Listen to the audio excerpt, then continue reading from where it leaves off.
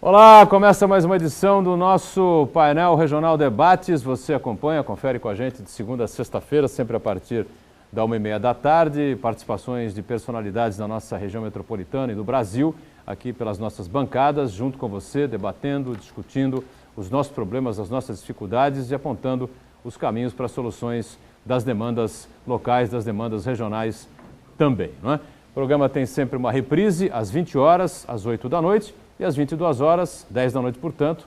Você acompanha sempre com a gente entrevistas, debates, discussões importantes sobre os temas da região, sobre os temas nacionais também, no nosso painel regional. O painel Debates já tem a presença, mais uma vez, importante aqui conosco, da professora, cientista política Olívia Pérez. Tudo bem, Olívia? Boa tarde. Tudo bem, Boturão, e boa tarde a todos aqueles que nos assistem. Nosso Marco Santana, companheiro, jornalista, editor adjunto do Jornal da Orla, participa com a gente mais uma vez aqui do nosso painel Debates também. Tudo bem, Santana? Boa tarde. Tudo bem, boa tarde, Olívia, boa tarde, Edgar, boa tarde, os amigos que estão em casa. É sempre um prazer, um privilégio participar de um programa importante para a nossa região, um fórum apropriado para debater as grandes questões da região e estamos à disposição. Muito bem, você aí do outro lado da telinha, participa com a gente, 3017 91 10, e ligue para cá, envie o seu comentário, a sua pergunta, opine a respeito dos temas importantes que a gente coloca na pauta, coloca em discussão ao longo do programa. Programa que conta também com a participação do presidente da Prodesan, ex-presidente da Câmara de Santos, né, Odair Gonzalez, já estará sentado aqui ao meu lado para também participar com a gente, fazer um balanço do que foi a Prodesan, né, atividade em 2013, projeções aí para o município, para a política municipal, política regional em 2014, já que teremos eleições gerais que vem por aí. 3017 91 10, lembrando sempre o nosso telefone, pelas redes sociais você compartilha conosco, facebook.com/painel regional. Em tempo real, você acompanha online o que está sendo discutido, o que está sendo debatido aqui no programa, pelo site da nossa TV Santa Cecília, Santa Portal. Você acessa lá, clica no ícone painel regional e confere então o que está sendo discutido e debatido aqui no programa. O painel Debates encerrado, ele fica disponibilizado para você no YouTube. Você acessa o YouTube e revê o programa ou os trechos mais importantes, né? Que você julgue interessante, que você julgue necessário.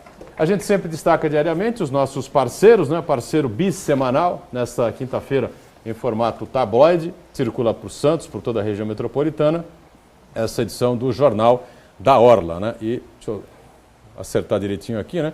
A manchete, pro lado de cá, Olho Mágico. No complemento da manchete, né, um dos mais prestigiados fotógrafos do mundo, o Araquém Alcântara, lança hoje, né, quinta-feira, o livro Santos, a obra composta por imagens da cidade, como aqui você pôde observar aqui, o que você adquirindo o jornal, né, vai observar aqui a imagem da cidade, do terraço do edifício Enseada, na ponta da praia. Explica aí, meu caro Marco Santana, espaço aí para o nosso Araquém Alcântara. Bom, mais uma vez nós temos o privilégio de publicar uma foto do Araquém Alcântara, que nessa quinta-feira à noite ele lança o livro dele, é o 47º livro da carreira dele. É um fotógrafo que se consagrou fazendo registro da natureza, projetou o Brasil para o mundo. Ele é referência na National Geographic, em outras grandes publicações, até científicas, com relação ao registro dos ecossistemas brasileiros. E nessa obra ele faz uma grande homenagem à cidade de Santos, que apesar dele ter nascido em Florianópolis, em Santa Catarina, ele passou grande parte da adolescência e do início da carreira profissional dele em Santos. Então essa obra traz registros feitos por Araquém nos últimos 40 anos, que mostram várias cenas poéticas da cidade, uma grande homenagem. Muito bem. E esse lançamento vai ser aonde, Santana? Na Casa da Frutaria Azulejada hoje à noite. Isso. Lá no Centro Histórico, né? E vale ressaltar que essa obra, que é aproveitando que já estamos próximos do Natal, acho que é um grande presente. O livro está à venda nas livrarias, inclusive de Santos. É um grande presente aí para quem quer demonstrar o seu carinho pelas pessoas.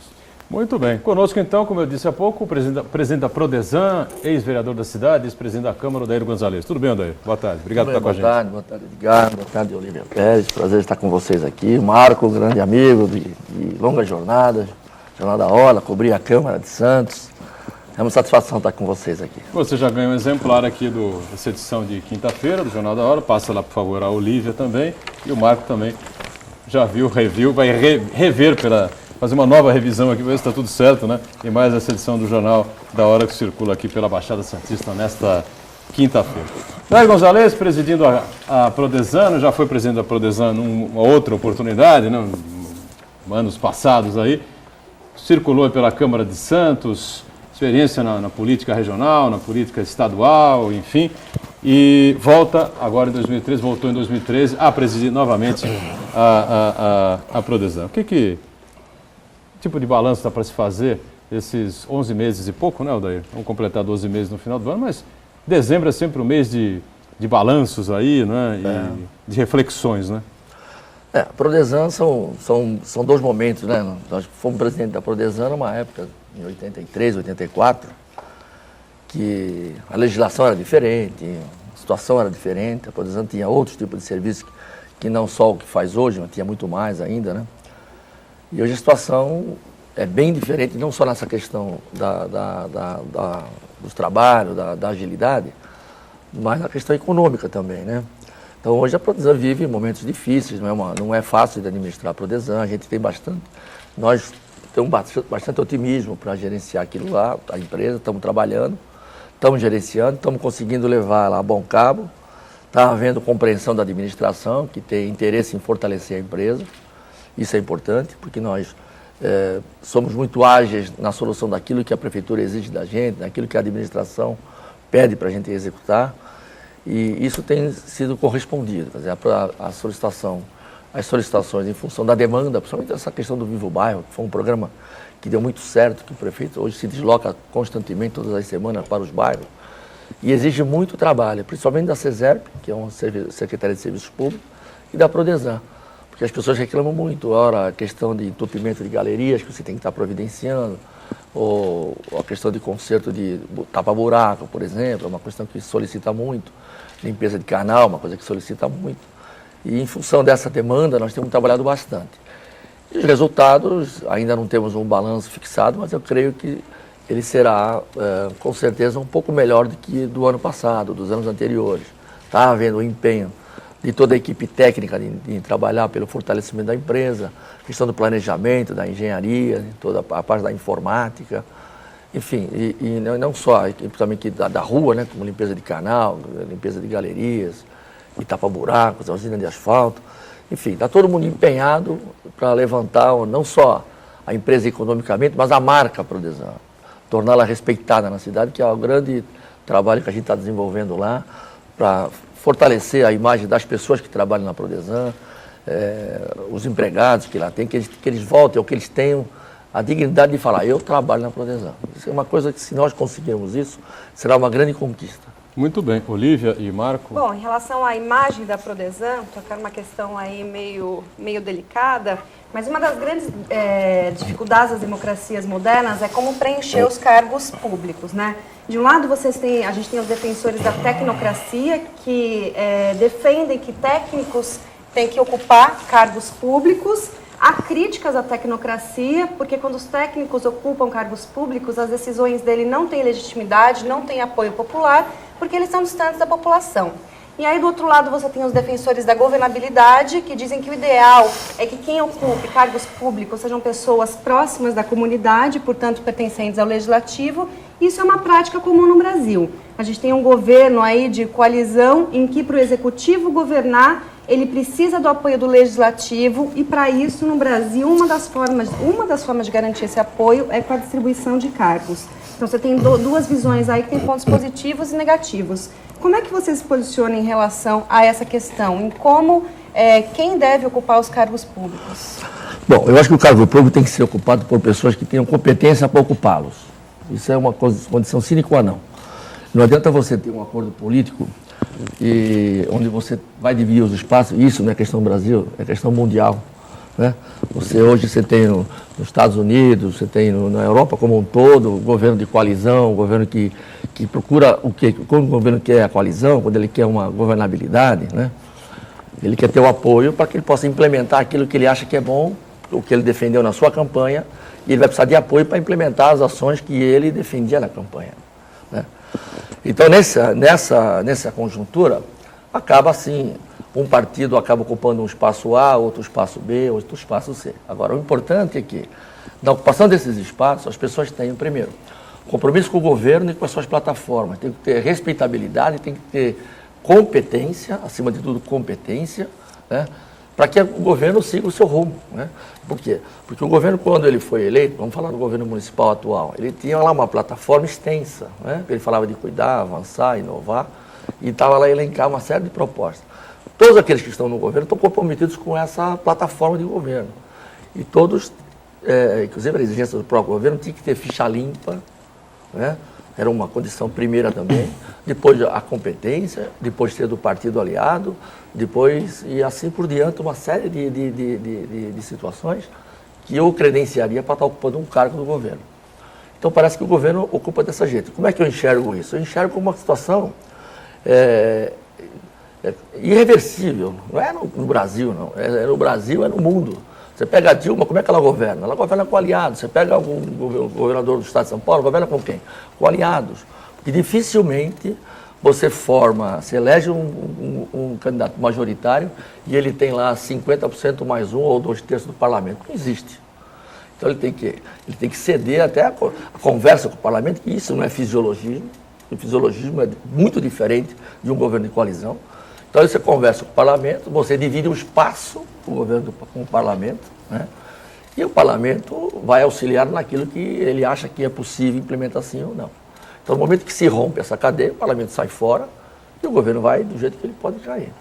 Né? Então é desse jeito que se governa. Eu vejo dessa forma. Agora, isso quer dizer o seguinte, a pessoa que estiver lá ocupando um cargo público, ele tem um compromisso com o governo e um compromisso com a população.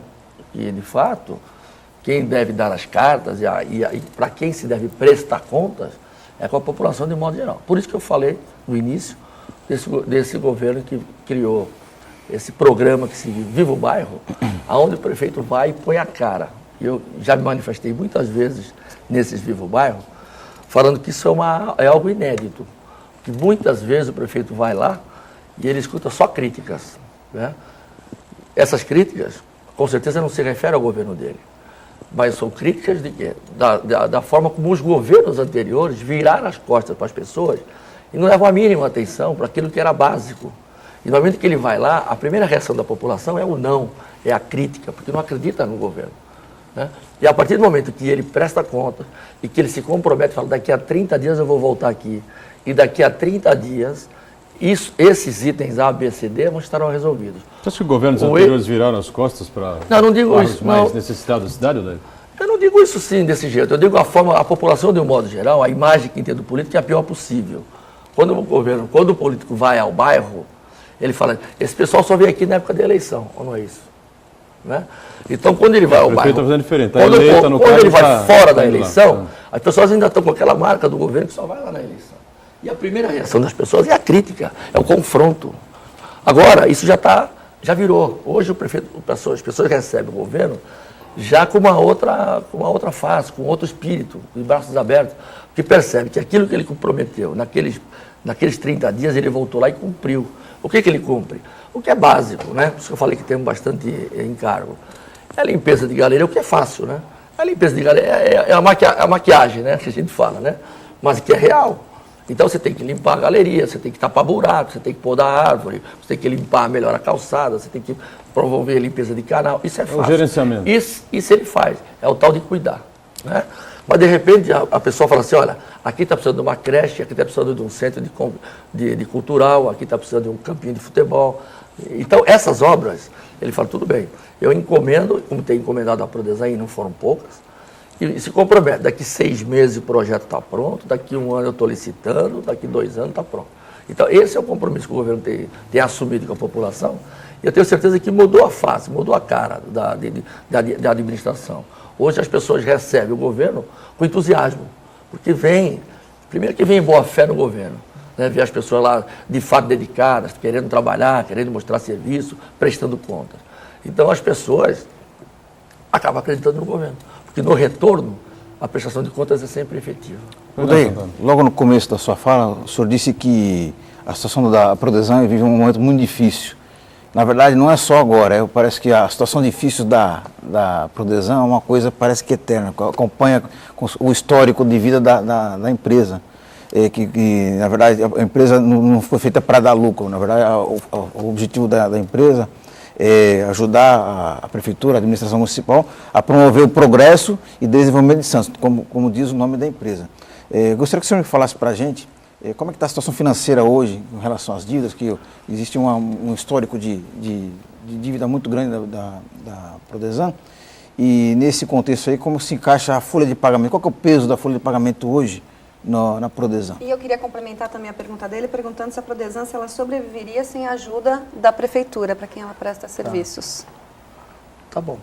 Olha, a Prodesan sem a Prefeitura não existe. Uma pergunta direta e resposta direta. Porque ela não foi criada para competir com ninguém. A Prodesan não é uma empresa competitiva.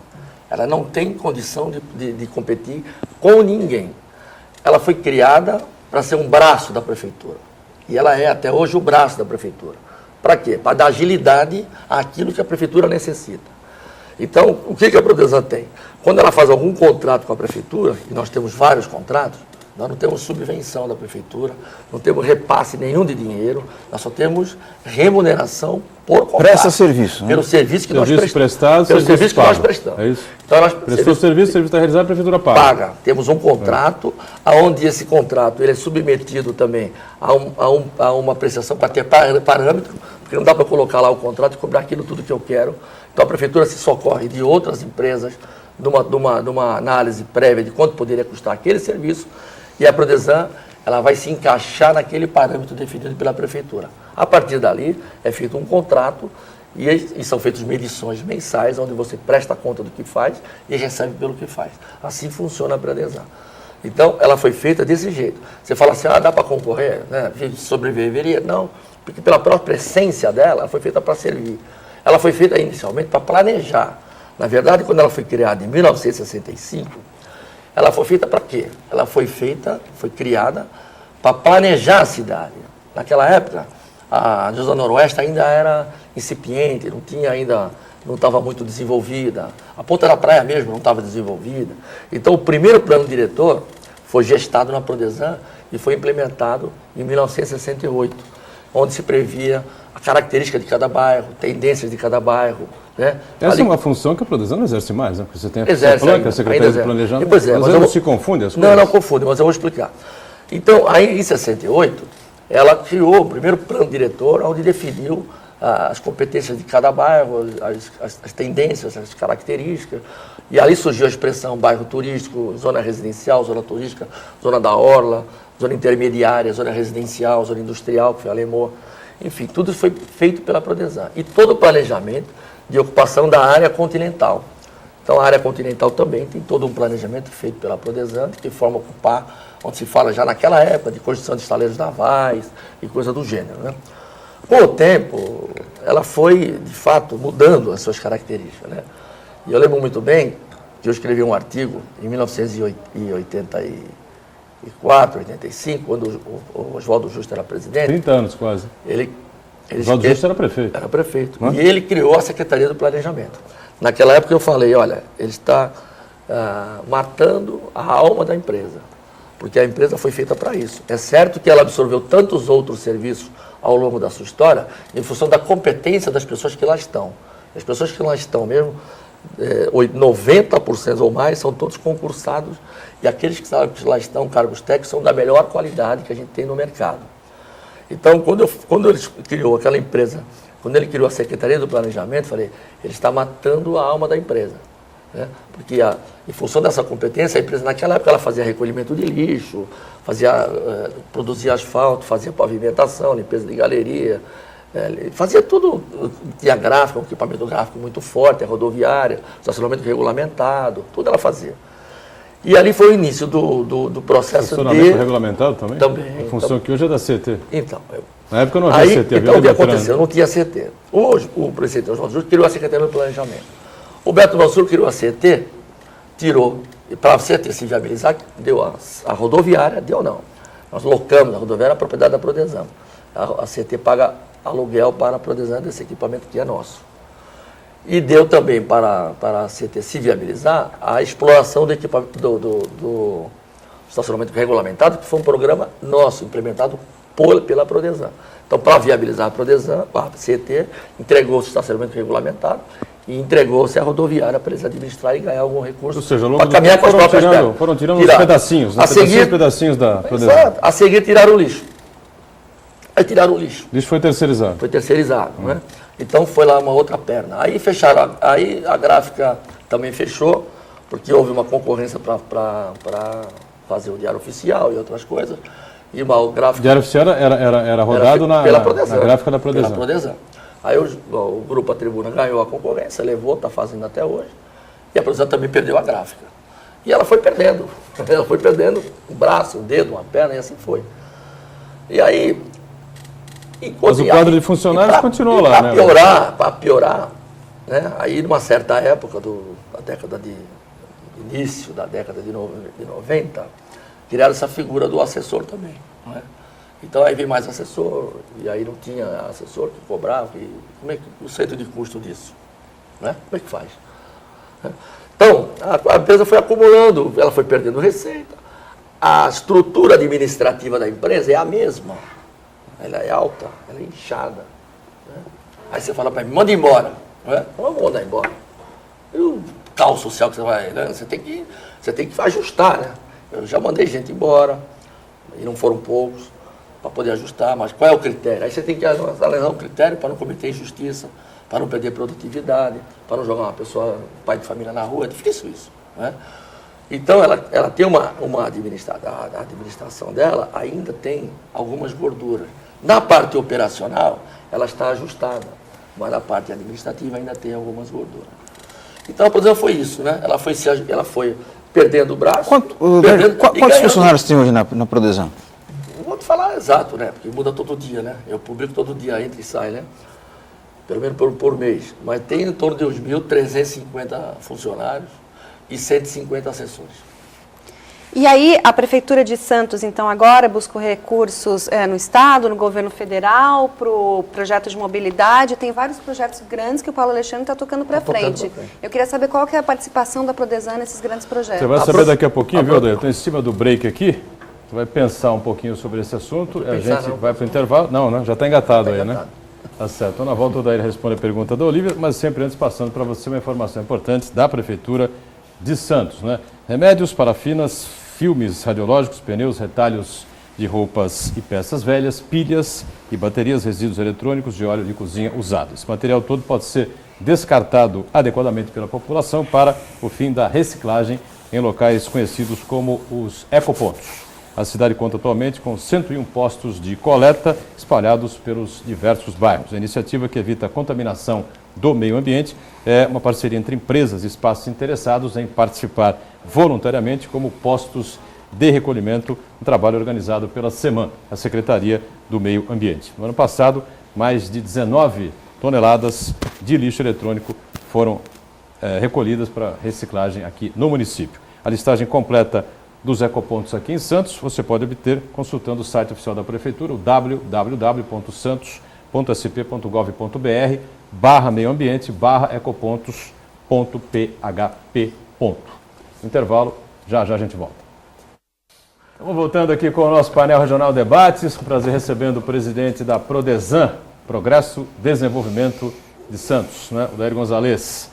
E também as presenças sempre importantes da nossa Olívia Pérez, cientista política, e do Marco Santana, companheiro editor adjunto do Jornal da Hora. O telefone segue aberto aí para você entrar em contato com a gente, participar conosco, como também pelas redes sociais. Então, a Olívia tinha feito uma pergunta antes do encerramento do bloco. Você pode repetir, né, Olívia, para o Odair? Isso, eu estava relembrando que o Paulo Alexandre está buscando financiamento, né, na esfera estadual, né, principalmente na esfera federal, para grandes obras para a Baixada Santista, como a interligação de Santos com São Vicente, Santos com Guarujá, o teleférico. Então tem muitos, o VLT, né, tem muitos projetos e obras para serem concretizadas na Baixada Santista. Eu estava perguntando qual que foi o papel da Prodesã.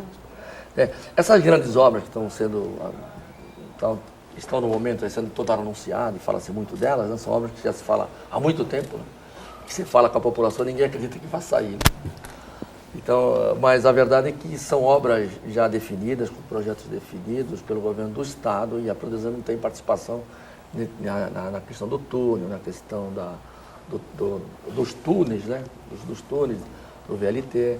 Ela terá sim, a partir do momento que ficar definido, pronto, e você faz o trabalho de reurbanização do espaço, então você faz. Em Santos, o que nos tem sido encomendado, né, eu até estava elencando aqui, né, toda essa malha cicloviária que está sendo implantada na cidade de Santos, foi pensada, foi planejada pela Prodesan. Então, tudo que já existe e o que existirá. Né? Nós estamos agora já com um projeto definido já no Canal 6, que vai interligar o cais, né, o porto com a praia, pelos canais 4, 5 e 6, já estão todas praticamente prontos esses projetos. Né? Vai ter agora na João Pessoa, que está se fazendo já também uma ciclovia para integrar com a Praça dos Andrade e ligar a Zona Noroeste. Dentro da Zona Noroeste também está se planejando uma malha cicloviária que vai envolver Jovino de Melo, Gumaia, o bairro do Jardim Castelo, o bairro do Bom Retiro. Né? Enfim, nessa questão da ciclovia. Nós temos também a concha acústica que revitalizamos, isso é obra do DAD, que ele conseguiu ainda ontem o resultado favorável. Vamos adaptá-la agora para os tempos atuais, né? Inclusive com um revestimento acústico, que eu digo que não é que vai incomodar as pessoas, vai deixar as pessoas incomodar os artistas que estarão lá se apresentando. Porque hoje o barulho do trânsito incomoda muito mais do que o barulho da concha para fora. Né? A verdade é essa. Nós desenvolvemos um centro cultural na Vila Progresso, que é uma obra que vai ser muito boa, porque o Paulo já está habilitado, né? Para fazer a concorrência.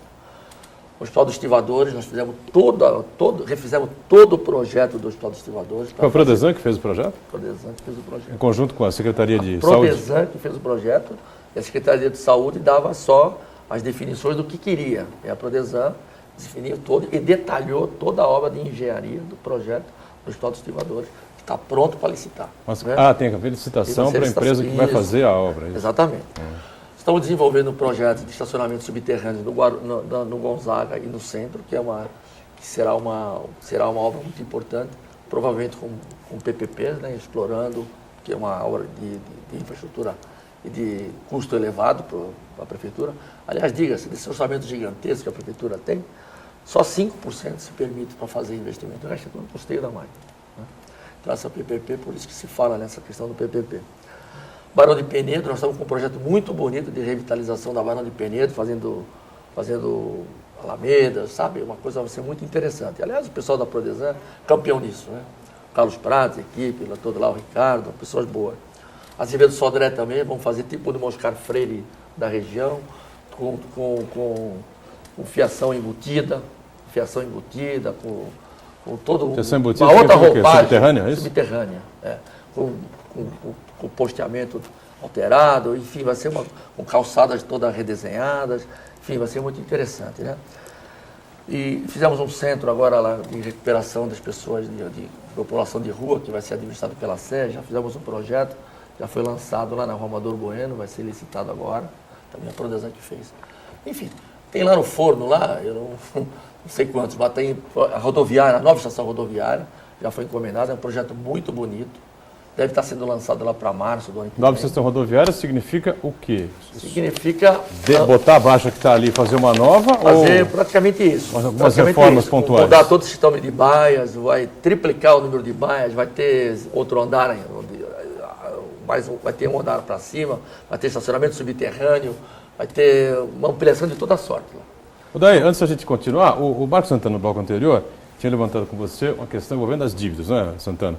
E, evidentemente, você não deve ter de cabeça exatamente os números, mas aproximadamente quanto é que a Prodesan tinha de dívidas quando você recebeu e a situação de momento nesse final de primeiro ano do governo. E uma coisa importante de destacar, de registrar, é identificar de onde vem esse passivo, essas dívidas aí. Será que é o que a prefeitura paga não é o suficiente para manter a máquina da Prodesan funcionando? Ou excesso de número de funcionários na parte administrativa, como o senhor falou? Nessa questão de funcionários, já estamos equacionando. Hoje o déficit, a gente, quando assumimos, um déficit era um pouco maior bem maior do que hoje, que nós estamos administrando. Hoje a conta já está quase fechando. Eu digo que no final do governo do Paulo, eu quero ter a satisfação de vir nesse programa e mostrar a nova face da empresa. Pessoal, hoje a empresa está assim, né? Nós temos dívidas que são altíssimas. Nós temos, pelo balanço, dá se você ver a conta do passivo, dá uns 400 milhões, né? Balanço. Né? 400 milhões? Mas são contas do passivo, que estão lá figurando no passivo. Mas são dívidas, viu, Edgar? Assim, todas equacionadas, né? Tem uma lá, por exemplo, de 154 milhões de reais que eu poderia baixá-la do meu passivo, porque em 99, aproveitando de uma anistia que o governo federal deu, a prefeitura naquela época, com autorização legislativa, assumiu o pagamento que eram encargos de federais, assim, tipo INSS, Fundo de Garantia, Imposto de Renda, Contribuição Social, o COFINS, enfim, fizeram um pacotão e com os benefícios deu em torno de 154 milhões, a prefeitura assumiu isso aí, né, embora conste no passivo da empresa, assumiu e ela é descontada num X%, que eu não posso dizer quanto, se é 3%, 2%, 5%, do FPM. Então, do repasse do FPM, que a prefeitura recebe todo mês, ela é descontada um X a título de abatimento dessa dívida que já está consolidada e acabada, mas consta no passivo da empresa aí. Embora não seja, a gente já não tenha essa obrigação com eles, mas consta no passivo da empresa. Essa dívida é tipo a dívida da construção do paço municipal, aquela dívida que não acaba nunca. Lembra daquela dívida em libra esterlina? Depois de 100 anos pagando a mesma dívida. É uma dívida que está lá, que não tem peso, né? Ela tem o peso do número, mas não tem impacto econômico na atividade diária, não mesmo da prefeitura, como da gente. Né? Mas está somado aí nesses 400 Está somado nesses 400 milhões. Então, de fato, para valer mesmo... Não precisa menos. Desses 250 milhões por aí. Nós temos tudo parcelado. Você fala, você deve alguma coisa? Eu posso dizer que se eu estiver devendo alguma coisa hoje, em termos reais, que eu posso passar por ano seguinte, é em torno de, no máximo, R$1 milhão. Eu posso falar que eu estou devendo. E o resto, tudo eu estou parcelando, está tudo pago. Nós fizemos acordos trabalhistas, eu fiz acordo, eu fui campeão do acordo. Eu falei, quando eu morrer, vai lá, morreu um pagador de conta. Porque eu fiz acordo, estou pagando, eu fico muito satisfeito de pagar a conta. Então tá lá. Fizemos acordos trabalhistas, eu vou prestar contas disso no final do ano, como nós assumimos, quantas reclamações tinha, quantas foram consolidadas, quantas foram acordadas, o que entrou, o que nós ganhamos. Né? Estamos pagando tudo equacionado. Acordo, nós tínhamos uma dívida de 97, 98, uma dívida fabulosa. Tive que ir ao Rio de Janeiro conversar com o presidente da empresa. Fizemos um acordo, ganhamos quase 40% na discussão. Eu até brinquei lá, falei, ó, meu apelido em Santos é Exterminador do Futuro. Ah, por quê? Você exterminou a CSTC. Exterminou a CSTC, e agora eu vou acabar com a proteção. O cara ficou louco para fazer um acordo. Fiz um acordo, tirou bastante juros, correção e tal. Acabei fazendo um acordo interessante para a empresa em 20 meses e estamos pagando. Já pagamos 8 prestações, né, de total de 20. Agora, enfim, a gente tem uma obrigação, só para completar, em termos de compromissos assim, mensais, com acordos, da ordem de R$1,5 milhão todo mês, é 50 aqui, 80 aí, 100 aqui, lá. Que isso ao longo dos 4 anos vai sumir. Esse dinheiro essa obrigação não vai ter mais. E nesses 2 anos, com certeza, menos 500 já vai ter essa obrigação menor para a empresa. Em 2 anos, ou seja, esse ano e o ano que virá, nós vamos ter a menos em torno de R$500 mil de obrigação mensal. Então a empresa, ela está assim, Marco, ela vem, mas ela está sendo bem gerenciada. Né? Odair, e o impacto do pessoal administrativo na folha de pagamento? A minha folha de pagamento é da ordem de R$2,2 milhões mês. Né? Isso representa vezes 12, dá 22, mais 4, dá 26.400. Né? Nosso faturamento é em torno de 80 milhões. Então, perto de 1/3 do nosso compromisso é com a folha de pagamento. Né? Só que a folha de pagamento isso é valor de salário. Agora você tem as obrigações. Né? Você tem férias, 13º, Fundo de Garantia, INSS. Você pode quase dobra isso aí, ou não? Quase dobra. Você pode pôr aí uns 70%. 70%. Né? Ainda, você fala é alta? Eu acho que ela ainda é alta. Eu consigo repassar muitos custos, eu estou conseguindo repassar os custos através de serviços que a gente executa e te dá um resultado favorável. Né? E a gente está sempre em constante reunião. Hoje, por exemplo, à tarde, teremos uma reunião com o secretário de Saúde. Para quê? Para rever contrato. Né? Por quê? Por que rever contrato? Né? você tem um índice de reajuste que é flexível, é o IPCA e o IPCA, todo pau. Só que na área da saúde tem umas especificidades que te acabam elevando o contrato. E o que tem a ver o contrato? O que tem a ver com a Prodesã com a Secretaria de Saúde, por exemplo? Porque eu faço a limpeza de todas as policlínicas, de todos os pronto-socorro.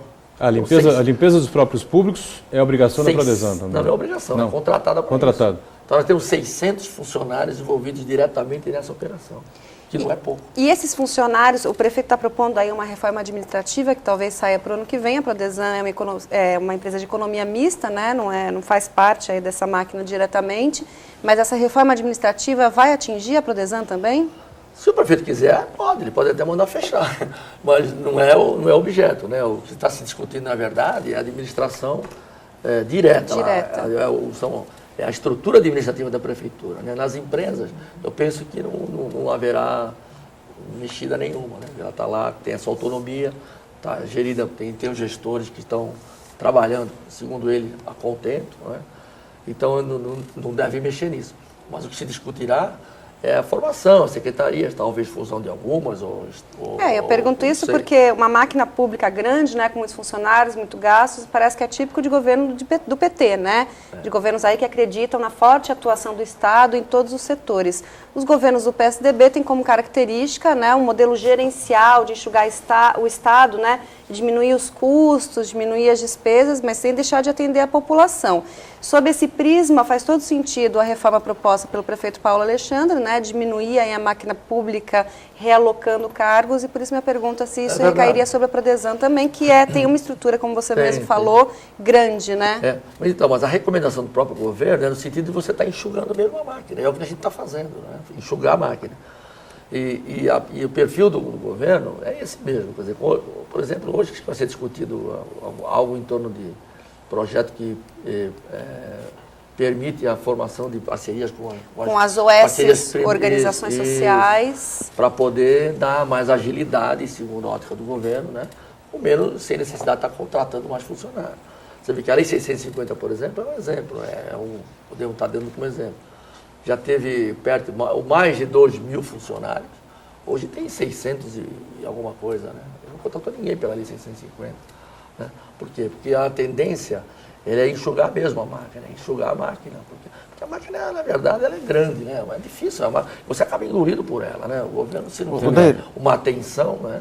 Ele acaba engolido pela máquina, né? Porque sempre se tem solicitações de contratar isso, contratar aquilo, se você não tiver... Está sempre faltando alguma coisa. Né? E se você não tiver um senso de organização, de entendimento do que se há, ou pessoas que possam te socorrer numa aflição dessa, você acaba vencido pela sedução de contratar e acaba inchando cada vez mais a máquina. O Derô, a Prodesã é uma empresa de economia mista, a maior parte da propriedade da prefeitura, e o cliente exclusivo, o único cliente da Prodesã é a própria prefeitura.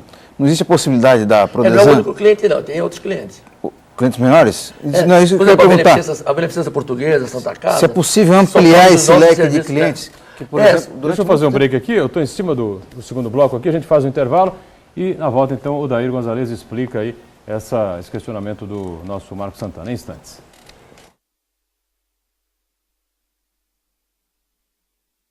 Muito bem, terceiro e último bloco desta edição do Painel Debates, a gente com prazer conversando aqui com o Daír Gonzalez, presidente da Prodesã aqui de Santos, com a nossa Olívia Pérez e também com o jornalista Marco Santana.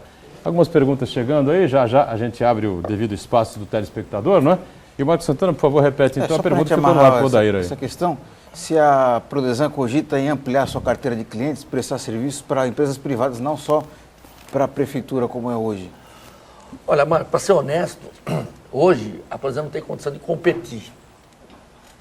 Eu penso que chegará esse momento. Esse momento vai chegar.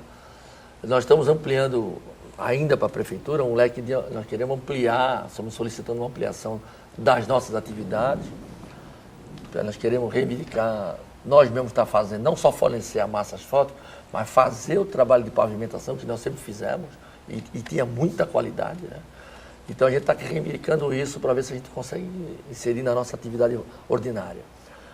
E os ajustes que advirão, com certeza, continuarão a partir, mesmo agora, nesse termo do ano e no início do ano seguinte. Nós queremos cada vez mais torná-la enxuta, para que a gente possa estar nesse segundo estágio está competindo no mercado com outras atuações aí, em várias áreas que a gente já tem um know-how. É possível. Muito bem. Falar um pouquinho de política, né? Afinal de contas, ex-vereador, ex-presidente da Câmara, presidente do... Cientista político. Cientista político aqui com a gente, né? Jornalista gosta de falar de política também, não é só cientista político, não. Bom, Odair, você como presidente do PR de Santos, qual é a avaliação que você faz do partido, dessa situação toda que envolve mensalão e especialmente de uma das figuras centrais aí a nível nacional do seu partido, Valdemar da Costa Neto, que foi condenado aí no processo do mensalão e pode ser preso aí a qualquer instante. Aliás, já está preparado para isso, né? Está preparado, né? Tudo indica que o caminho está traçado, não tem volta. A castanha vai ser lá atrás. Mas faz parte, né? Quer dizer, não deveria fazer assim, estou falando com naturalidade, mas a gente não encara dessa forma, né? Acho que a gente tem uma história na cidade aí e cada um responde pelos seus atos, né? Veja só, você pega nessa questão do mensalão, quase todos os partidos políticos, são, sei lá, mensalão do PSDB, que falam de Minas, enfim. Você não pode hoje mais falar, esse teu partido é bom, esse teu partido é ruim. Você começa a perceber que todos são compostos por pessoas que têm suas fragilidades, uns são melhores, outros são piores, né? Mas todos têm algum pode ter um ranço, um tem lá uma ficha que não abona muito, que não é muito recomendável, ou era, mas de repente no curso acabou caindo em tentação de fazer um ato que não seja muito recomendável. Mas o importante dessa história toda, que eu acho, a grande lição que a gente pode tirar, é que de fato a população hoje, ela sente que está se fazendo uma justiça, quer dizer, é algo mais ou menos impensável você ver pessoas do calibre, por exemplo, de um José Dirceu, que se declarava o futuro presidente do Brasil e que mandaria no Brasil, aliás, mandou durante muito tempo, no tempo do Lula, né? Que estava cotado para ser indicado como seu sucessor, e você vê-lo lá enjaulado. Seria o provável sucessor do Lula. Seria. E você vê-lo enjaulado por um crime que cometeu, quer dizer, algo impensável, as pessoas jamais imaginavam uma coisa dessa, né? Como foi, outros tantos, né? Como foi o Maluf, que ficou preso lá 15 dias. 45 dias. Ele e o filho. Foi preso. Então você começa a ver, é o Genuíno, ou agora é o Valdemar, ou é o Pedro Henry, ou enfim, todas as pessoas que estão lá, o Delúbio não era tão importante nessa ordem hierárquica.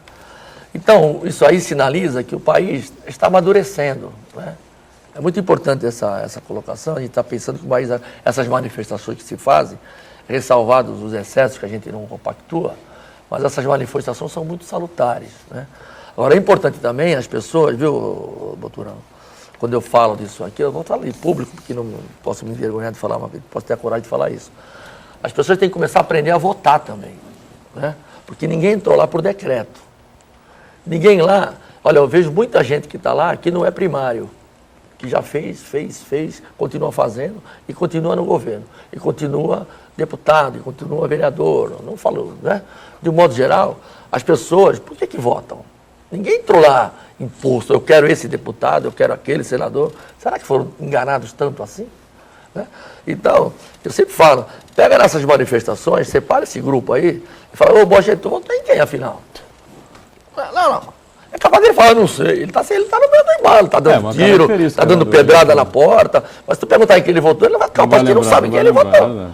Então, você tem que começar a arrumar a cozinha aí embaixo, vamos lá, vamos aprender a votar, vamos votar em quem merece, né? Não merece votar aí, ótimo, tira fora esse cara, vai para casa, tá velho, vai embora, né? Já tem mais de 40 anos, né? Vai para casa, não é?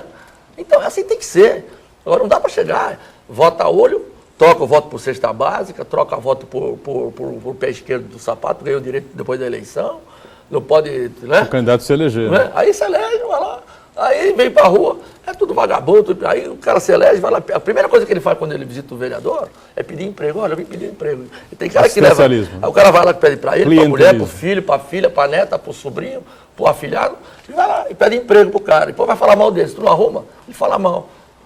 E assim é. Aí vem festa de Natal, ele vai lá pedir brinquedo, vai pedir panetone, na Páscoa vai pedir ovo de Páscoa, depois no Carnaval vai pedir camiseta, depois vai te pedir, e tu fica um ano inteiro servindo os caras. Pá, dá. Aí depois, você não arruma outro empreguinho lá pro filho, do sobrinho, do neto? Você é um vagabundo, não serve para nada. Então, esse é o povo, né, que está protestando lá dos políticos. Então, eu sou a favor desse protesto, fora os excessos. Mas acho que a gente tem que começar a aprender a votar, Tem que ter uma reforma política, o voto tem que ser facultativo, o voto pode ser distrital, né? Os partidos políticos têm que ter mais responsabilidade. Negócio de financiamento público, não. Isso aí já acho que o cara vai pegar dinheiro do governo e vai pegar dinheiro dos empresários do mesmo jeito. Então, esquece esse negócio de financiamento público, isso aí eu já... Aproveitando que você está falando de eleição, você tem um histórico muito grande como vereador de Santos. Quem acompanhou a última eleição para prefeito percebeu que o senhor teve uma participação importante na campanha do Paulo Barbosa. E o ano que vem temos eleição para a Assembleia e para a Câmara Federal. Gostaria de saber se o senhor já se dispõe a apresentar seu nome para essa disputa. Olha, Marco, é uma pergunta muito direta, né? Mas o meu partido já... Mas você queria que ele perguntasse para você? Político não gosta de... Vamos fazer a pergunta. Você será candidato a deputado estadual no ano que vem? Tem que ser assim mesmo, né? Então, o meu partido já me lançou, né? Já está colocando meu rosto na televisão, estamos falando do partido, mas as coisas só vão acontecer mesmo em junho, né? Lá na convenção. E eu confesso, viu, Marco, que a gente ninguém começa uma campanha? Não. Mas eu tenho que meditar bem, né? A gente tem que avaliar muitas questões, né? Tem que avaliar as pessoas que tem no partido, não é só a vontade da executiva do Estado, porque agora a eleição ela é estadual. Então, a realidade do município, a gente às vezes conhece mais do que o pessoal que está lá em cima. Então, você tem que avaliar se seria esse o melhor momento, né? Será que não poderia ter outro lugar que desse mais resultado para o partido? Enfim, por vaidade, eu posso falar que sou. Né? Legal, sou candidato, já saio amanhã, sou pré-candidato. Mas a gente, nessa idade agora, nesse tempo que a gente já passou, a gente começa a ficar mais... pensa mais um pouco antes de você decidir se vai, se não vai. Então, olha, Marco, eu não sei te responder. Eu acho que estou mais, não sei, se para não e para sim. Mas a gente é político, está sempre sujeito a ser lançado a qualquer momento, né? Então, não posso te responder muito diretamente, não. Pois não, Olívia. Bom, eu gostei muito da fala do ex-vereador, né? Primeiro que ele tem uma opinião mais livre, né? A última pesquisa do Datafolha já mostra que 60% das pessoas elas querem renovação na política. Uma das renovações que a gente quer é que as pessoas obedeçam menos cegamente aos partidos políticos e consigam opinar segundo suas próprias ideias. A gente sabe que dentro do legislativo, o vereador, o deputado estadual, o deputado federal, ele obedece os comandos do seu partido. Mas a gente espera que essa obediência não seja tão cega. Ele falou uma coisa muito importante, que é trazer um pouco a responsabilidade para o indivíduo. Então, o povo brasileiro que não está acostumado à participação política de forma de trazer resultados, as decisões são sempre tomadas de cima para baixo, ele sempre joga a responsabilidade no outro, né? Então, o outro tem que fazer, mas, na verdade, é ele que escolhe. Então, trazer a responsabilidade individual é muito importante. Entender mais de política. Porque ele falou um pouco do clientelismo, que é essa troca de favores, as pessoas acham que é assim mesmo que funciona, que elas devem chegar no vereador e pedir o bujão de gás, o pagamento da conta de luz, etc. Isso é errado, pedir favor individual é errado. A gente tem que sim levar nossas demandas e exigir que se cumpra, que beneficie o coletivo, não só uma pessoa individual. Silvio do Rio Branco manda um abraço aqui pra gente, obrigado, retribuímos, né? E diz assim, pessoal baixar aí o TP, por favor, né? O Délio Gonzalez, por que as pessoas concursadas não podem continuar trabalhando no cargo após se aposentar? Algumas até podem, né? Ou não podem? Não, a pergunta do Silvio é pertinente, sabe? Na verdade, podem, né? Podem. Não tem uma regra que fala assim, não pode mais, né? Tanto que na Prodesan tem muitos aposentados que ainda continuam trabalhando, né? E um dos motivos que ele, talvez por isso que ele está fazendo essa pergunta, é que nós tivemos que fazer um corte mesmo de pessoas, né? E eu pedia para os meus departamentos, aponta assim, olha, fala para mim, vê o que está inchado, o que é que faz corpo mole, vê lá o que você acha que é dispensável, que não vai atrapalhar a produtividade, para que a gente tenha um critério para enxugar um pouco a máquina. Mas as pessoas, tá bom, amanhã a gente vê, chefe, tal, e vai. E não tem, esse critério nunca chega. A gente não recebe nada de informação assim. Não, pode mandar essa lista aqui que não faz falta. Ninguém faz isso. Então você tem que ter um critério. Eu sou presidente, eu preciso cortar. Então qual foi o critério que eu fiz? Eu falei assim, no serviço público, as pessoas com 70 anos são aposentadas compulsoriamente, é isso, doutora? Então, compulsoriamente, a pessoa vai para a rua. Não é, é bonito, trabalha bastante, mas não tem jeito. Fez 70 anos, é rua. Aí mandei levantar quantas pessoas tem na Prodesan aposentados com mais de 70 anos. Aí peguei lá com mais de 70 anos. Tem 63. 63 pessoas? 63. Aposentados. Eu não mandei todos. Então, o que eu fiz? Nessa leva, foram 23. Que eu percebi que ela não tinha só 70 mais ou menos, tinha 78, 77, e que a vitalidade já não é mais a mesma, que você percebe que a produtividade está longe de ser aquilo que ele foi um dia na empresa. Então, eu falei, conversa com essas pessoas, né, e dá a chance, eles vão falar muito mal de mim, tenho certeza. Mas depois de uns 2 meses, quando ele tiver no convívio com os netos, e ver o outro lado da vida, que é saborear a família um pouco mais, ficar mais tempo com a família, com os netos, com todo mundo, ele vai me agradecer por eu ter tirado daquela rotina estressante de vai lá bater ponto e fica todo dia. Então, o aposentado, com mais de 70 anos, desses 63, eu mandei 23 embora, que eu achei que era um critério justo, né? E assumo isso. Fiz uma reunião de diretoria, eu propus isso, o pessoal aceitou, e encaminhamos, o Conselho de Administração deu o aval, nós mandamos 2,63, só mandei 23. Né? Eu tenho pessoas aposentadas com mais de 70, hoje, que são extremamente úteis lá. Eu vou dar um exemplo, o Carlos Prates, lá, que eu vou falar a tua idade, Carlinhos, está me ouvindo aí, tem 70 e alguns meses, né? Mas é um menino que é o cérebro da área do planejamento, que eu toco o meu departamento de planejamento, que está lá hoje como uma pessoa indispensável, né? Apesar da idade, e aposentado, continua trabalhando. Então, para o Silvio, não tem uma regra, sabe? Eu tenho muitos aposentados. Eu confesso que 63 é o que tem aposentados com e é mais de 70. interessante a gente perceber o Não é? negócio da responsabilidade individual, né? Então, Não é várias verdade? críticas faz a Prodesan por esse inchamento aí da máquina pública, mas aquelas pessoas que perdem o benefício, elas criticam por um corporativismo exatamente. que vai contra o bem público, que é o que se espera. Então, o que pode acontecer? Né? Eu assumo as críticas, o que eu tenho que dar é fazer as coisas certas, justas na minha ótica. Eu tenho que ter um critério. Então, você adota um critério e toma atitude. Marcelo da Pompeia diz assim, sobre a coleta de lixo, tendo em vista que vários bairros é feito em horário de pico, na minha opinião, isso é um absurdo. Mas a coleta de lixo não é problema da Prodesan, né? A coleta de lixo é terceirizada. De uma certa forma, fiscaliza, nós né? fiscalizamos. Nós temos responsabilidade, porque nós fiscalizamos a eficiência do trabalho e cobramos da empresa quando ela deixa de fazer num determinado bairro, faz mal feito, a gente manda voltar e fazer novamente, né? Mas eles definem, a empresa define a estratégia, né?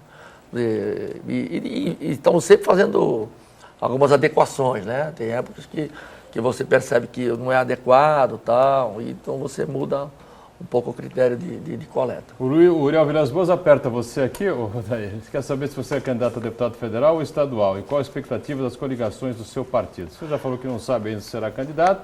Com relação a coligações, a nível nacional, o PR segue no bloco de apoio da presidente Dilma, não é?